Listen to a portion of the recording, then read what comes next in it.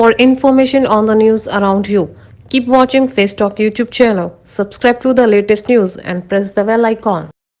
नमस्कार दर्शकों, मैं ज्योति एक बार फिर से आपका बहुत बहुत स्वागत करती हूँ अपने प्रोग्राम में खास मुलाकात। मैं इस वक्त जावली गांव में यहाँ से जो प्रत्याशी है उनके घर पर हूँ और उन्हीं के समक्ष बैठी हूँ, उनसे थोड़ी सी वार्तालाप करेंगे। आपको मैं बता दूँ, यहाँ भी जो सीट आई है वो लेडीज़ की है और हमारे साथ वो उपलब्ध है थोड़ी सी बात करने के लिए। तो चलिए जानते हैं उनके विचार और आने वाले 5 सालों में अगर वह विजयी बनती हैं तो अपने क्या रणनीतियों के साथ मैदान में कार्य करती हैं। चलिए, नमस्कार जी। जी मैडम नमस्कार। नमस्कार जी। आपका शुभ नाम? आदेश लता। जी, आदेश लता। आपके गांव का नाम? ग्राम जावली। ग्राम जावली जी। जैसा कि आप नहीं, पहला तो यही है कि सीट ओबीसी लेडीज़ के लिए आरक्षित हुई है। ठीक है। ठीक है। दूसरा मैंने ये सोचा है कि अगर मैं इस गांव की प्रधान बनती हूँ तो सबसे पहला जो मेरा कार्य है, जैसे कि हम लोगों से डोर टू डोर उनसे मिले हैं, उनकी जो हमने शिकायतें सुनी हैं, जो भी हमारी जो बुजुर्ग महिलाएं हैं, जो वृद्ध हैं, उनकी अभी सिर्फ 10% ही लेडीज़ों की हमारे गांव में जो वृद्धा पेंशन होती है वो बंधी हुई है। बाकी 90% लेडीज़ों की वृद्धा पेंशन नहीं है। सबसे पहला मेरा जो ये कार्य रहेगा ग्राम प्रधान बनने के बाद, अपनी उन बड़ी बुजुर्ग महिलाओं की सबसे पहले मैं पेंशन बनवाऊंगी। और शिक्षा को लेकर? शिक्षा को लेकर देखिए, जो हमारी शिक्षा व्यवस्था गांव में है उसमें भी काफ़ी कमियां हैं। अच्छा। उनमें भी मैं पूरी कोशिश। जैसे क्या पिछले 5 सालों में शिक्षा को लेकर कार्य नहीं हुआ आपके गाँव में? जो कार्य होना चाहिए था उस लेवल पे नहीं हो पाया। पानी की पूरी अच्छे से व्यवस्था नहीं है। क्यों? जो स्कूल आपके गांव में हो उसमें सुविधाएं नहीं है या फिर शिक्षा नहीं है? नहीं, शिक्षा है, लेकिन जो बच्चों को एक गवर्नमेंट स्कूल में जो सुविधाएं मिलनी चाहिए वो नहीं। जी, कुछ कह रही थी आप शिक्षा और सुविधा को लेकर। देखिए, जो हमारे यहाँ के प्राइमरी छोटे बच्चों का स्कूल है उसमें प्राइमरी स्कूल में जो बच्चों के लिए सुविधाएं होनी चाहिए वो पर्याप्त नहीं है। तो इसको आप बदलाव करेंगे या फिर इसको नए शुरू से शुरुआत करेंगे? नहीं, हम तो अपने तरीके से नए तरीके से ही शुरुआत करेंगे। जैसे कुछ सोचा हो आपने? जैसे कि देखिए, बच्चों के लिए लाइट की व्यवस्था कम है। अच्छा। और पानी की भी व्यवस्था पूरी तरह से नहीं है। जी, कुछ कह रहे थे सर आप? जी मैडम, मैं आदेश लता जो हमारी इस समय जो जावली ग्राम पंचायत से प्रधान पद उम्मीदवार है, मैं उनका पति हूँ। महकार कसाना एडवोकेट मेरा नाम है और मैं 2013 में छात्र संघ अध्यक्ष रहा था। तभी से मैं जो समाज सेवा छात्र सेवा करता रहा हूँ। इस गांव के हम स्थायी निवासी है।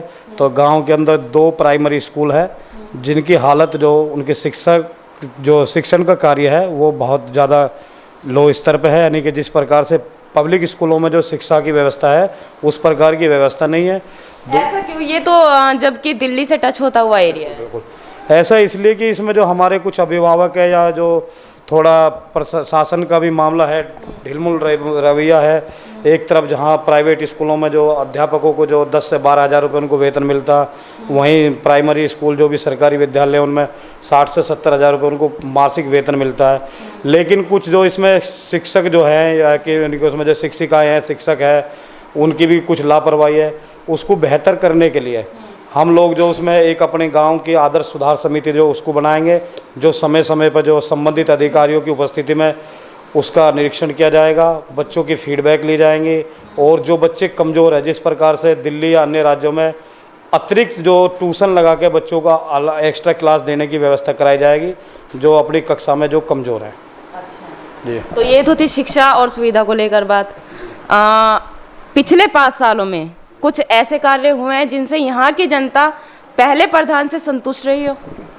उनमें से कुछ मेरा मतलब आप भी इसी गांव के वासी हैं, कुछ ऐसे कार्य हुए हैं जिनसे आप भी संतुष्ट थे या फिर कुछ ऐसे कार्य हुए हैं जिनसे आप संतुष्ट ना होकर आपने सोचा कि आपको अपनी मिसेज को प्रधानी के इलेक्शन लड़वाने चाहिए, कुछ बदलाव करने चाहिए?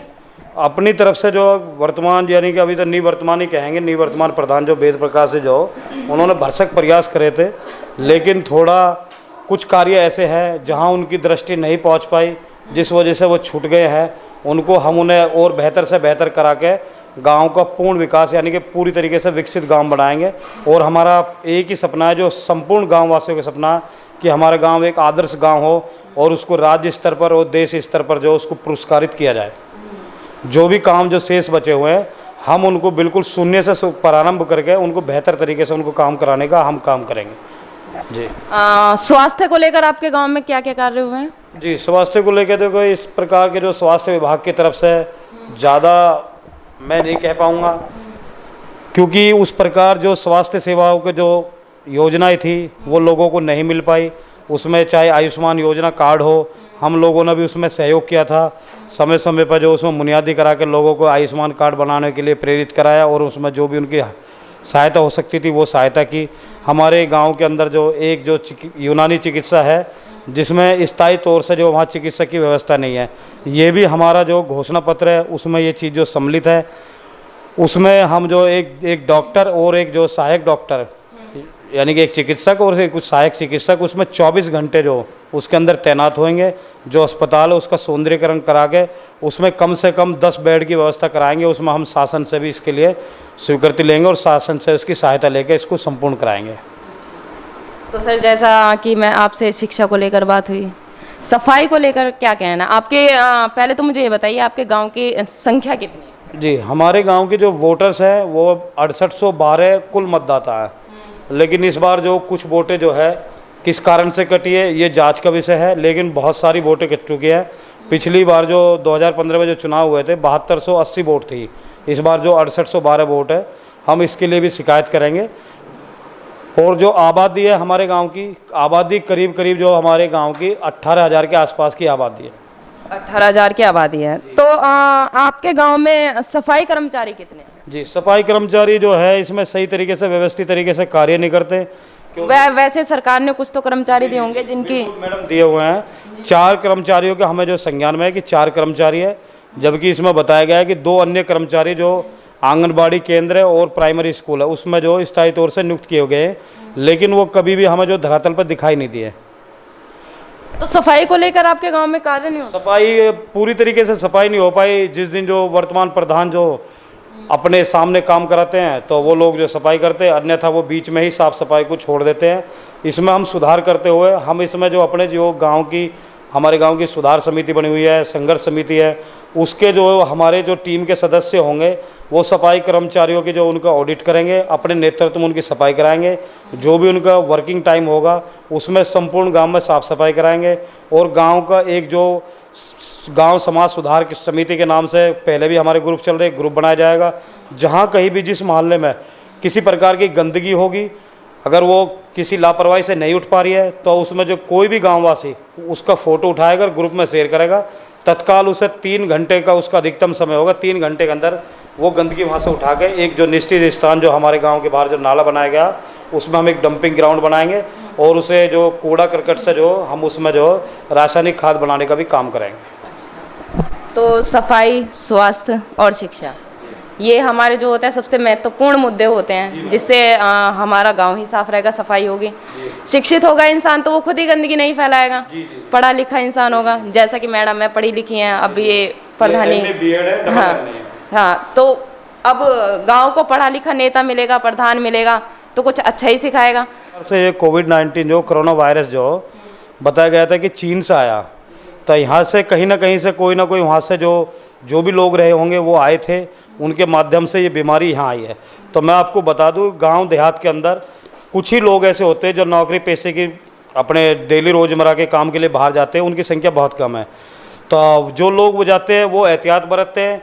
अभी आप स्वयं आए थे, आप सच्चाई के साथ बताओ, आप आए तो सबसे पहले मैंने सैनिटाइज कराया आपको भी और खुद भी किया। तो मास्क लगा के बिल्कुल बिल्कुल बिल्कुल, आप मास्क लगा के किया था, क्योंकि हमारे अंदर एक समाज सेवा की धारणा है, हम समाज सेवा करना चाहते हैं। कोई बात नहीं, तो उसी हिसाब से आज से नहीं हम कर रहे समाज सेवा, हम 17 साल से समाज सेवा कर रहे हैं। आप किसी से भी गांव में किसी से पूछ सकते हैं। हमने गांव के करीब करीब 5200 लोगों के तो आधार कार्ड अपने घर पे आधार कार्ड बनवाने का काम करा।